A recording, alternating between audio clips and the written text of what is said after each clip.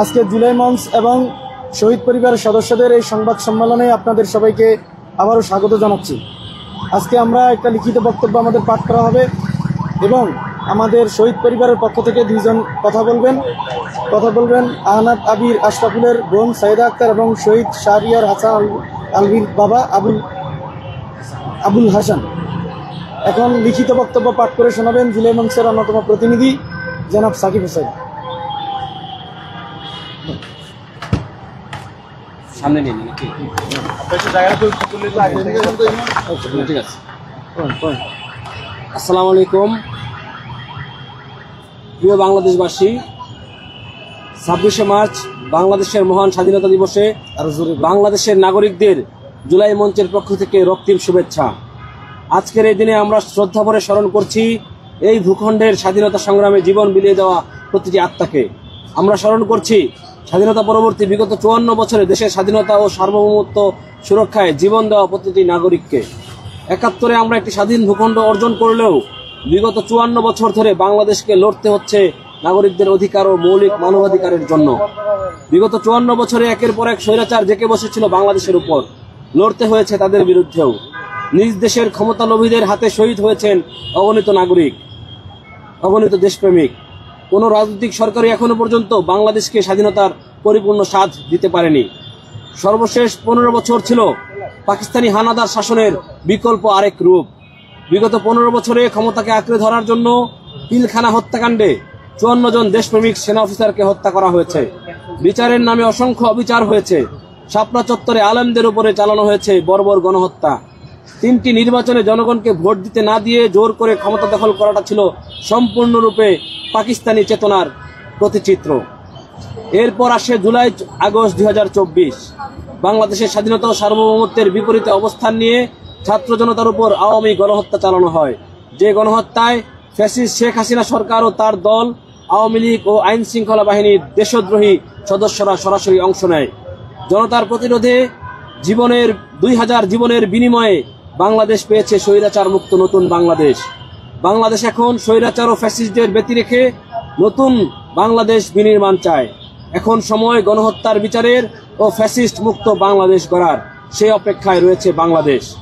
2024-এ গণহত্যা সহ বিগত 16 বছরের গুম, খুন, ক্রসফায়ার, আয়নাঘরের হোতাদের বিচার চায় বাংলাদেশ। বিগত সময় হওয়া 3টি গণহত্যা, পিলখানা, শাপলা চত্বর ও 24-এর গণ অভ্যুত্থানে সংগঠিত গণহত্যাকে অগ্রাধিকার দিয়ে বিচারের রায় প্রত্যাশা করছে জনগণ।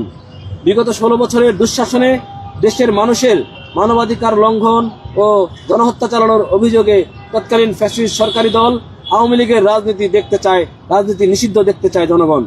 সুনির্দিষ্ট অভিযোগের ভিত্তিতে আন্তর্জাতিক অপরাধ ট্রাইব্যুনালের অধীনে যে সকল গণহত্যাকারী ও অপরাধীদের বিচার চলছে, অনতি বিলম্বে তাদের বিচার কাজ শেষ করে রায় ঘোষণার দাবি জানাচ্ছে জুলাই মঞ্চ। বাকি অপরাধীদের গ্রেফতারে দ্রুত সময়ে পরোয়ানা জারি ও আদালতের মুখোমুখি করতে হবে। বিদেশে যারা পালিয়ে গেছে, আন্তর্জাতিক যে আইনি প্রক্রিয়া আছে সেই প্রক্রিয়ার মাধ্যমে তাদেরকে দেশে ফিরিয়ে এনে বিচারের মুখোমুখি করতে হবে। বিচার কার্যের দীর্ঘসূত্রিতা হলে জনগণ আবার বিচার আদায়ে রাস্তায় নামতে বাধ্য হওয়ার হুঁশিয়ারি প্রদান করা হচ্ছে। আমরা বিগত 37 দিন যাবৎ জুলাই মঞ্চ গণহত্যার বিচার ও আওয়ামী লীগ নিষিদ্ধের জন্য আমরা অবস্থান করছি। আমাদের আর কতদিন অপেক্ষা করতে হবে আমরা সেটা জানি না, তবে এটার একটা সুরাহা না হওয়া পর্যন্ত আমরা আন্দোলন চালিয়ে নিতে দৃঢ় প্রতিজ্ঞ।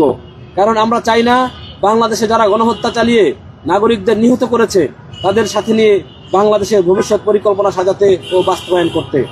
তাদের বিষয়ে আমাদের প্রথম পদক্ষেপ হলো গণহত্যায় জড়িতদের বিচার ও যে নামে গণহত্যাকারীরা সংঘবদ্ধ ছিল সেই আওয়ামী লীগের রাজনীতি বাংলাদেশে বাতিল।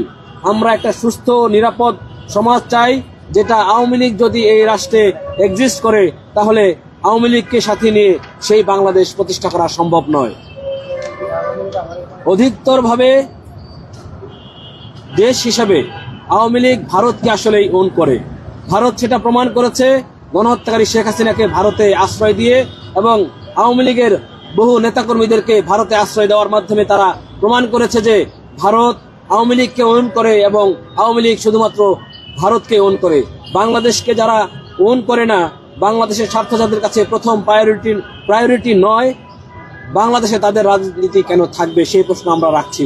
বাংলাদেশকে প্রতিনিধিত্ব করা দলগুলোকে আমরা বাংলাদেশের রাজনীতিতে দেখতে চাই। খুনি শেখ হাসিনা পালিয়ে গেলেও এখনো ফ্যাসিবাদের সকল উপকরণ দেশে বিদ্যমান রয়েছে। সেনানিবাস থেকে 626 জন গণহত্যাকারীকে ছেড়ে দেওয়া হয়েছে। আমরা এই 626 জনের হদিশ চাই। এখনো শেখ হাসিনা নিয়োগকৃত রাষ্ট্রপতি বিদ্যমান, যা আমাদেরকে লজ্জিত করে। সকল দপ্তরে ফ্যাসিবাদের দোসররা বিদ্যমান, যার ফলে সাম্প্রতিক অরাজকতা ও নাগরিক নিরাপত্তা হুমকির মুখে পড়েছে। আওয়ামী লীগকে ফিরিয়ে আনার দায়িত্ব নিয়েছে ফ্যাসিবাদের এই দোসররা। আওয়ামী লীগ বাংলাদেশে ফিরে আসলে আবার ভারত ও ফ্যাসিস্ট শাসনের কবলে পড়বে বাংলাদেশ। গণঅভ্যুত্থান ব্যর্থতায় পর্যবেসিত হবে। আমরা ফ্যাসিবাদের সকল উপকরণ বাংলাদেশ থেকে অপসারণ চাই।